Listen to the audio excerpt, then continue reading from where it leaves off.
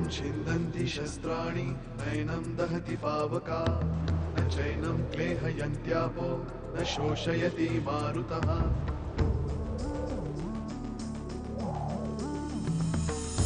दिवसामागुणरात्र धावते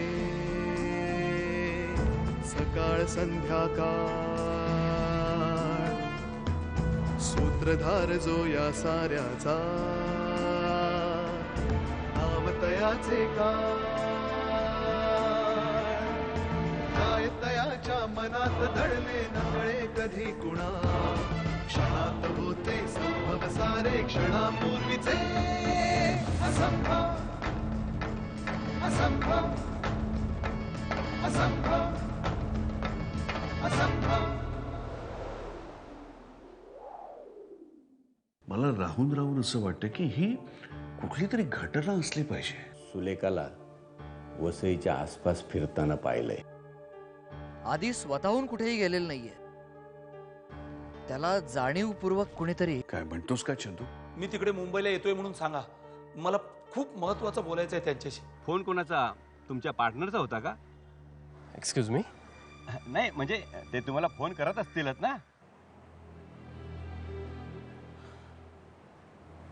शास्त्री कुटुंबाला कुणाची तरी दृष्ट लागली, दुसरं काय नाही. श्रीराम श्रीराम. चढ उतार प्रत्येकाच्या आयुष्यात असतात विष्णू. तसेच ते शास्त्री कुटुंबातही आहेत. पण जातील, हेही दिवस जातील. आणि आदिनाथचं म्हणशील तर त्याची काळजी सगळ्यांनाच आहे, अगदी मला सुद्धा. पण मी जेव्हा त्याच्या पत्रिकेचा अभ्यास केला तेव्हा मला असं जाणवलं की त्याच्या पत्रिकेत अघटित असं काहीही नाहीये. त्यामुळे मी निश्चिंत आहे. तो सुखरूप घरी परत येईल याची मला खात्री आहे. देव करो आणि तसंच हो. श्रीराम श्रीराम. विष्णू, वाड्याबद्दल काही सांगितलं नाहीस ते? कशी काय झाली डागडुजी? उत्तम. वाड्याची डागडुजी एकदम उत्तम झाली. फक्त एका माणसाची डागडुजी करायची बाकी आहे. सोपान आजोबा. वाटलंच मला.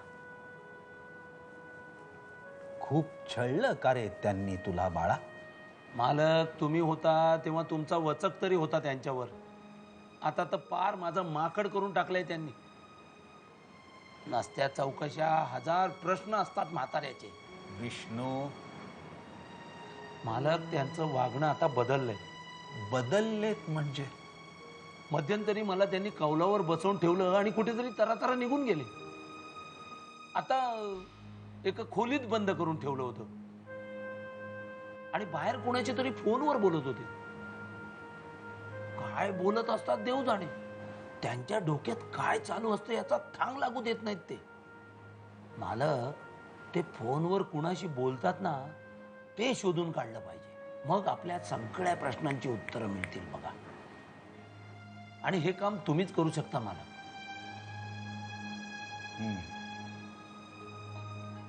तुला काय वाटतं विष्णू? ते मला सांगतील? काही गोष्टी त्यांना माझ्यापासून लपवायच्या आहेत म्हणून ते तुलाही सांगत नाहीयेत. असो, एक मात्र खरं की यापुढे सोपान काकांवर करडी नजर ठेवायला हवी. सध्या माझं इथून निघणं. नाही मालक, या घराला आता तुमची जास्त गरज आहे. त्या सोपान आजोबांवर कशी नजर ठेवायची ते मी बघतो. त्यांना मी सांभाळतो. तू एक काम कर विष्णू. बोला. आज वसईला वाड्यावर गेलास की तिथून मला एक फोन कर. बर. मी बोलतो सोपान काकांशी. विष्णू, पण तू इकडे आला आहेस, सोपान काका तिकडे एकटेच आहेत. ते वाडा सोडून कुठे जाणार तर नाहीत? काळजी करू नका, ते कुठेही जाणार नाहीत असा बंदोबस्त करूनच आलोय. म्हणजे मी काय केलं माहितीये मालक, मी ना जुन्या कागदांवर असा नकाशा वगैरे काढला. तिथे पूर्व, पश्चिम, दक्षिण, उत्तर अशी दिशांची नावं लिहिली आणि तो खजिन्याचा नकाशा आहे म्हणून तुम्हाला खोटा फोन केला. मला असा नकाशा सापडलाय म्हणून. मला माहित होतं हे चोरून ऐकतात ना. यांनी ते ऐकलं आणि ते कागद पळवले. आता ते दिवसभर तो खोटा नकाशा घेऊन खजिना शोधत असणार. अहो, इतके वर्ष आपण तो खजिना शोधतोय, तो आपल्याला सापडला नाही. यांना तो एका दिवसात सापडणार आहे काय? मी जाईपर्यंत काही चिंता करायची गरज नाही. हुशार आहेस. मालक, त्यांच्याबरोबर कसं वागायचं हे तुमच्याकडूनच शिकलोय मी. श्रीराम श्रीराम. असो, तू आलाच आहेस तर मला आता डॉक्टरांकडे घेऊन चल. काय मालक, काय झालं तुम्हाला? तब्येत बरी आहे ना तुमची? माझ्या तब्येतीला काहीही झालेलं नाहीये. मग हे वेगळे डॉक्टर आहेत. वेगळे? डॉक्टर विराज सामंत. त्यांना भेटायचंय मला, शुभ्रासाठी.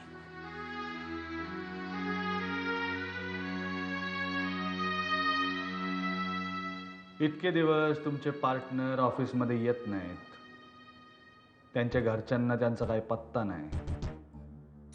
याबद्दल तुम्हाला काही माहिती आहे का? नाही म्हणजे जरा विचार करून या प्रश्नाचं उत्तर द्या बरं. नाही, आधी हा एक रिस्पॉन्सिबल पर्सन आहे आणि काहीतरी खूप महत्त्वाचं असल्याशिवाय तो असं नाही करणार. रिस्पॉन्सिबल? पण कशासाठी? म्हणजे अहो, म्हणजे त्यांचं असं गायब होणं कुठल्या रिस्पॉन्सिबिलिटीकडे इशारा करतंय असं विचारतोय मी. इन्स्पेक्टर, जर तुम्ही स्पष्ट बोललात तर मला तुम्हाला कॉपरेट करणं सोपं जाईल. मग आता स्पष्टच विचारतो, तुमच्या बिझनेसमध्ये काही फ्रॉड वगैरे? नाही, तसलं काहीही नाही. इन्स्पेक्टर, मला वाटतं तुम्हाला हवी तेवढी माहिती आता मिळाली आहे. सो मे आय लीव नाव? जाऊ शकता की. ही पण तुमची रिस्पॉन्सिबिलिटीच आहे. आणखी एक, आदिनाथ शास्त्रींविषयी तुम्हाला काय पण कळालं तर तुम्ही आम्हाला कळवालच. कारण तुम्ही पण रिस्पॉन्सिबलच आहे की नाही का?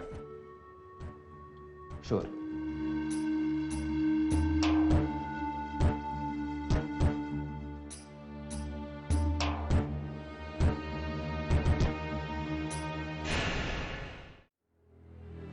नमस्कार आजोबा.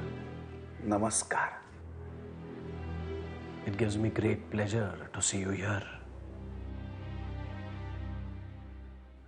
इतक्या अर्जंटली अपॉइंटमेंट मागितलीत, काही विशेष कारण?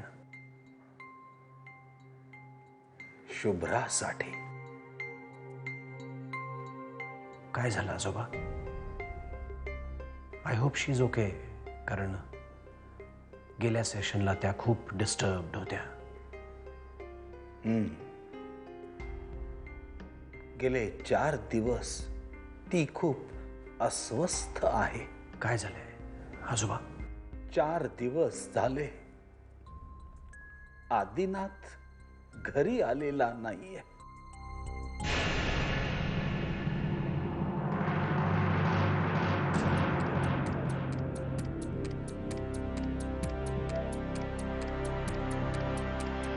What?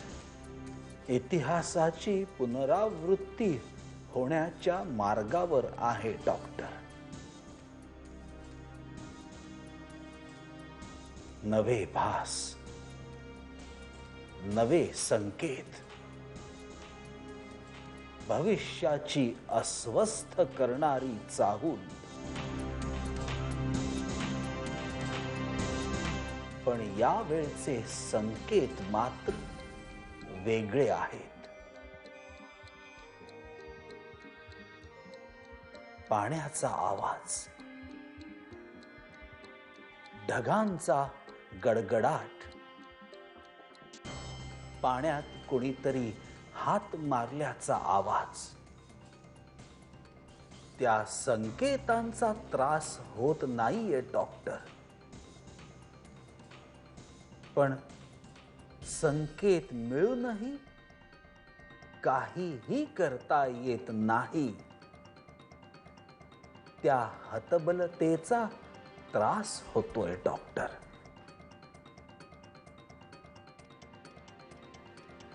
आय कॅन अंडरस्टँड आजोबा. मिसेस शास्त्रींनी याआधीही मला त्यांच्या या संकेतांविषयी सांगितलं होतं. ज्यांचा संबंध नजीकच्या भविष्य काळातल्या घटनांशी होता आणि काही वर्षांपूर्वी घडून गेलेल्या भूतकाळातल्या घटनांशी होता. ज्या भूतकाळाशी शुभ्राचा संबंध जोडला आहे, तो भूतकाळ मी जगलोय डॉक्टर. असं असूनही त्या संकेतांचा अर्थ ना भूतकाळाशी लावू शकतोय, ना भविष्याशी जोडला जाऊ शकतोय. दिस इज वियर्ड आजोबा. आपल्या दोघांचे विचार भिन्न आहेत. अनाकलनीय गोष्टी जाणण्यासाठी तुम्ही ग्रहांचा अभ्यास करता आणि मी मनाचा. तरी सुद्धा आपण अशा एका ठिकाणी येऊन पोहोचलोय जिथून आपल्याला पुढेही जाता येत नाही. आणि मागे आणि मधल्यामध्ये ससे होलपट होतीये ती शुभ्राची. आणि आपण काहीही करू शकत नाही आहोत.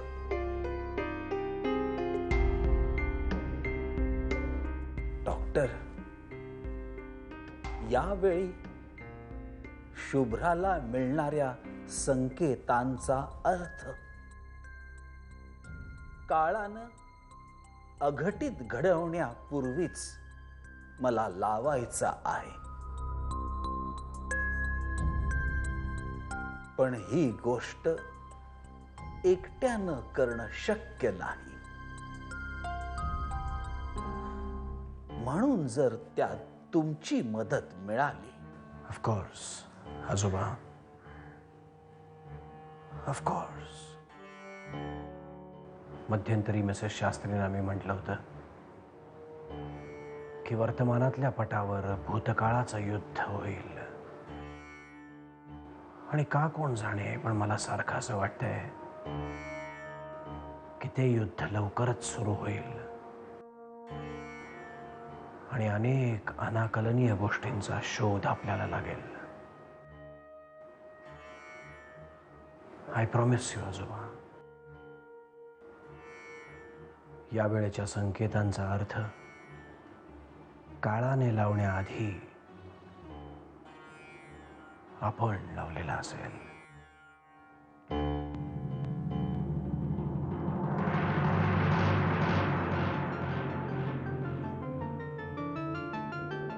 श्रीराम, श्रीराम. मला शुभ्राला या यातनांमधून सोडवायचं आहे doctor. I will always be with you आजोबा. श्रीराम श्रीराम.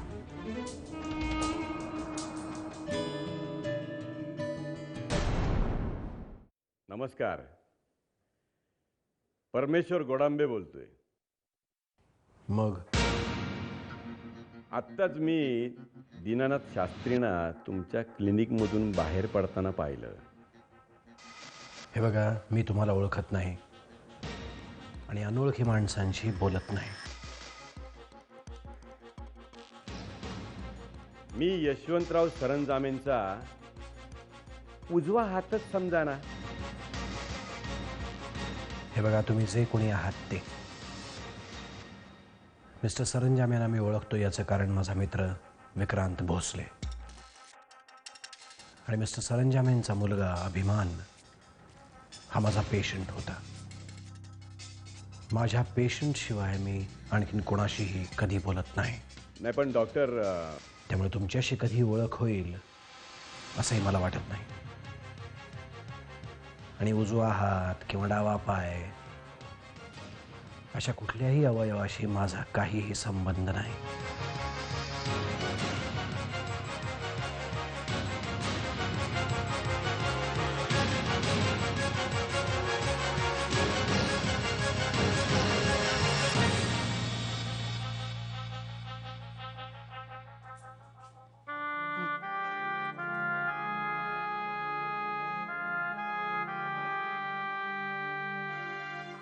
घे चहा घे वहिनी.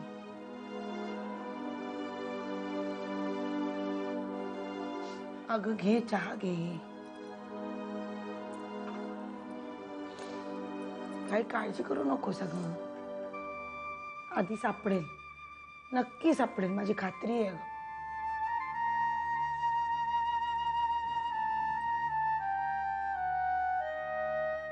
खरं सांगू तुला वहिनी, अगं आधी बेपत्ता झाला ना तेव्हापासून माझं सुद्धा अगदी कशातही लक्ष लागत नाही बघ. झोप येत नाही, सारखा असा डोळ्यासमोर दिसतो बघ तो मला. असं वाटतं काहीतरी काहीतरी सांगतोय, त्याला काहीतरी सांगायचंय. मग परवा न राहून मग मी आमच्या महाराजांकडे गेले होते माहितीये.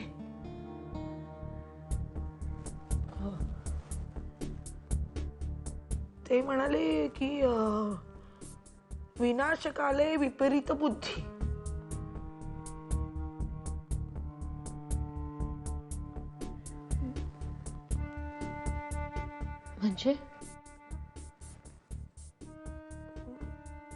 म्हणजे हा आधीबद्दल ग. मला सुद्धा असं वाटतं की त्यांचं काही चुकीचं नाहीये वहिनी. म्हणजे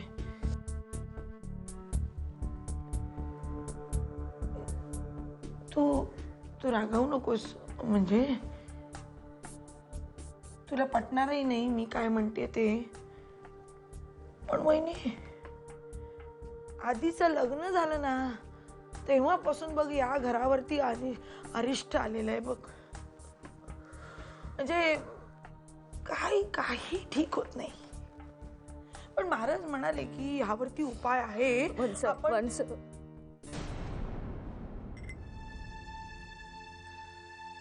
पुरे प्लीज पुरे.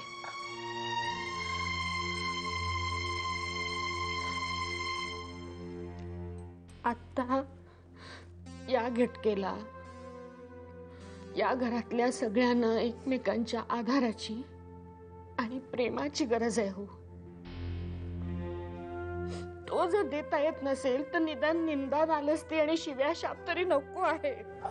प्लीज, मी हात जोडते, हवं तर पाया पडते तुमच्या. तुम्ही बोलू नका, काही नका बोल.